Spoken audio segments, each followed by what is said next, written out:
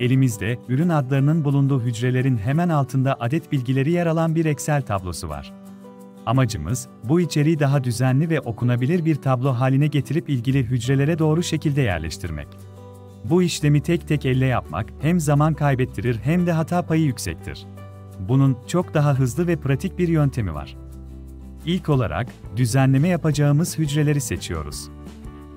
Seçimi tamamladıktan sonra klavyeden Ctrl+Alt+G tuşlarına basıyoruz. Karşımıza Git penceresi geliyor. Buradan özel seçeneğine tıklıyoruz. Açılan pencerede Sabitler bölümünü seçiyoruz. Alt seçeneklerden yalnızca sayılar işaretli kalacak şekilde diğer işaretleri kaldırıyoruz. Tamam butonuna tıkladığımızda, veri aralığındaki sadece sayı içeren hücreler otomatik olarak seçilmiş oluyor. Şimdi bu hücreleri klavyeden Ctrl+C tuşuna basarak kopyalıyoruz. Taşımak istediğimiz hedef hücreye gelerek Ctrl+V tuşuna basarak yapıştırıyoruz. Böylece sayı verilerini hızlı ve düzenli bir şekilde aktarmış olduk.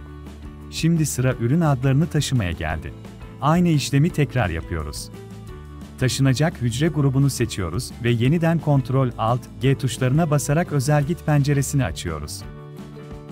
Sabitler bölümünü seçiyoruz, ancak alt seçeneklerden yalnızca metin seçeneği açık kalacak şekilde diğerlerini kaldırıyoruz.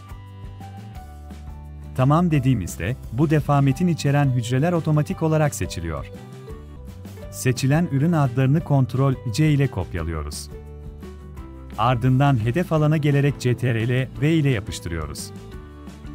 Artık ürün adları ve adet bilgileri düzenli ve okunabilir şekilde tabloda yan yana yer almış oluyor. Bu yöntem, özellikle büyük veri setleriyle çalışırken zaman kazandırır ve düzenlemeyi zahmetsiz hale getirir. Bu tarz Excel ipuçları için kanalımızı takip edin.